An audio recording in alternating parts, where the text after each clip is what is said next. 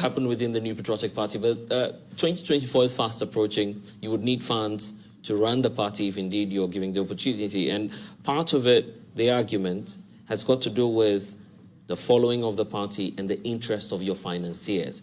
The feeling is, giving the account of the NPP's performance within the last 8 or so years, I mean, it's not 8 now, for now, but it will be 8 certainly by 2024.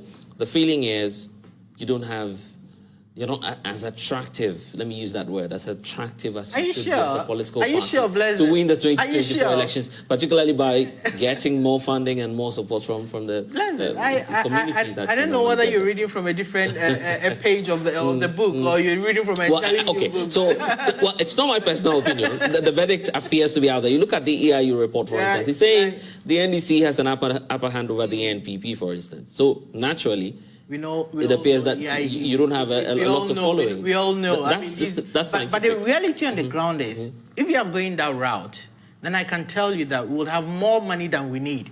If it's going to be about our track record, if it's going to be about how attractive the party is, you will certainly be convinced beyond doubt that we'll have more money. A party that is not attractive. Right.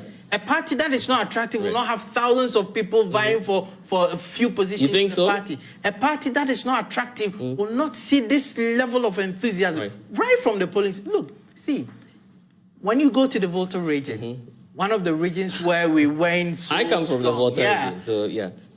Some years back, when the party was not attractive, we were struggling to get people to even stand. We dash them the position, plus whatever, you come. We weren't getting. But today, one position, you could have as many as 10, 20 people vying for the same position. That talks of an attractive party. I don't know what your definition is. Okay, so let's make it a bit more practical. Let's make it just a minute. Yeah, but let's make it just a minute. Let's paint a picture here. If the NPP were to move out as of today to ask Ghanaians to at least donate 5 Ghana cedis to support the campaign of the NPP, what percentage of the population do you think would support that campaign? I believe we'll get more than 50%. Really? I believe so, strongly. See, NPP as a political organization, whether we are in power or in opposition, we have the capacity to raise at least $60 million each year. I'm sure you're wondering, how are you going to do that? Of course, NDC is ready to pick some advice from all that. But our people know. We've been going around, we've been telling our people how we can raise. And these are very fantastic. What's the amount again? At least $60 million. And this has nothing to do with incumbency. $60 million. And out of no, wait. That's what you've been raising, or that's what you intend to raise? No. See, let me repeat that for emphasis. Direct emphasis. NPP as a political organization has the capacity to raise a minimum of $60 million each year, whether we are in power or in opposition. So definitely that should tell you that this amount of money has nothing to do with incumbency. It has everything to do with the attractiveness of the party. It has everything to do with the cohesion of the party. It has everything to do with the structural integrity and organization of the party. And I'm saying that $60 million. With the right set of people at the national office, God willing, when we are voted into office and we come together as a national executive committee, you call me back and say, Doc, you made it. So that's what you're promising. That's your target. We have the capacity. At least $60 million. And with that, we'll make huge and substantial investments in our party members and empower them right from the grassroots up so that party members will become more responsible towards the party. Doc, are you not being selfish here? Particularly when the feeling is the wider population, the Ghanaian out there, needs such a critical funding. Well, but you see, I am seeking to get into an office for a particular, within a particular parameter, you understand?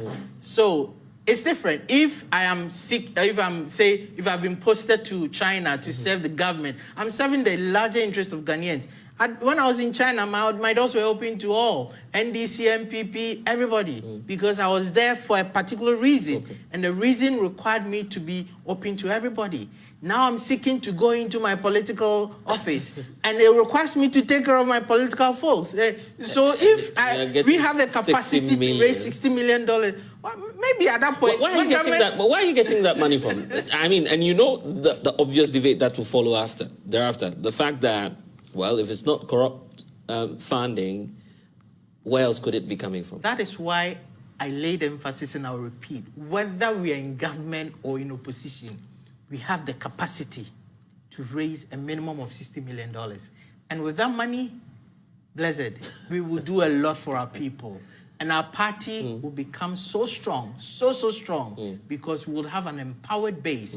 Our party members, be they serial callers, be they communicators, be they polling station executive members, non-polling station executive members, every card-bearing member who is active and in good standing will stand to benefit from this. And we will all move together to make the party stronger, so that 2024, we will break the 8 and go beyond. Because we need that as a country. We owe it to this country to ensure that we do everything we can to make sure the party retains power, so we can build the country past the lentil level. And then anybody who comes, you can play, as we say, Chaskele with the development of the country. But anyway, Doc, that will be all the time that allows for this very conversation. But I'm sure that by now you start getting calls from delegates asking you for their share of the $60 million US dollars before it comes. But anyway, let's see what happens at the National Delegates Conference. Is happening in the Greater Accra region, or yes, we're not too sure? Oh, okay, the Greater Accra region. So we'll see how that will go. Right. But let's see.